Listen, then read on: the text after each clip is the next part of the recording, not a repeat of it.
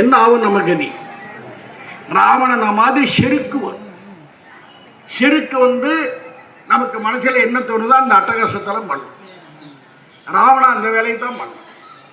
விமானத்தில் ஏறி உலக முழுக்க சுத்திக்கிட்டு தன்னுடைய நாடு இலங்கைக்கு போகிறார். வழியில கையில மலை இருக்கிறது. இவன் என்ன பண்ணணும்? மலை இருக்கிறது என்றால் ஒதுங்கி போகணும்.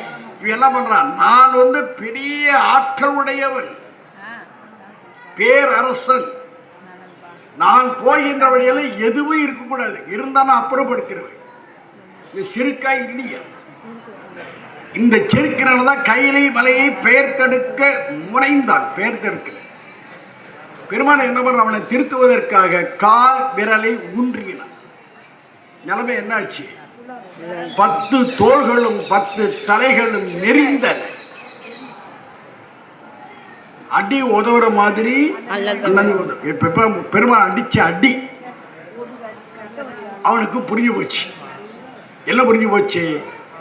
முழு பெரிய ஆற்றலுடைய நமக்கு நம்முடைய உடம்பையே நெருக்குகிறான்னா அவன் எப்படிப்பட்டவன்? இந்த கருத்து வருகின்ற பொழுதுதான் அவன் தான் சார் உயிர் தலைவன். அவனை பற்றி கொள்ளணும். எப்படி பற்றி கொள்ளுவது? பாடலினால் பற்றி கொள்ளணும். பாடி பாடி பாடி. அது பொற்சுண்டமே அப்படித்தான். பாடி பாடி பாடி பற்றும். ராவணன் என்ன பண்ணான்? இசையை இசைத்தான். புராணத்தில் சாமகானம்னு வரும்.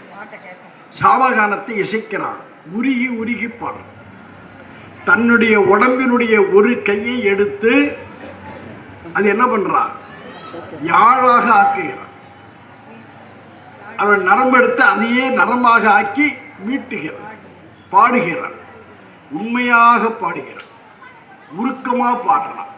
பெருமான் பார்க்கலாம். இவன் திருந்திட்டான்.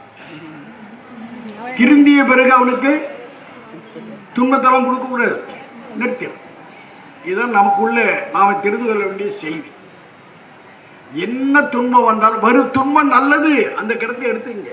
துன்பம்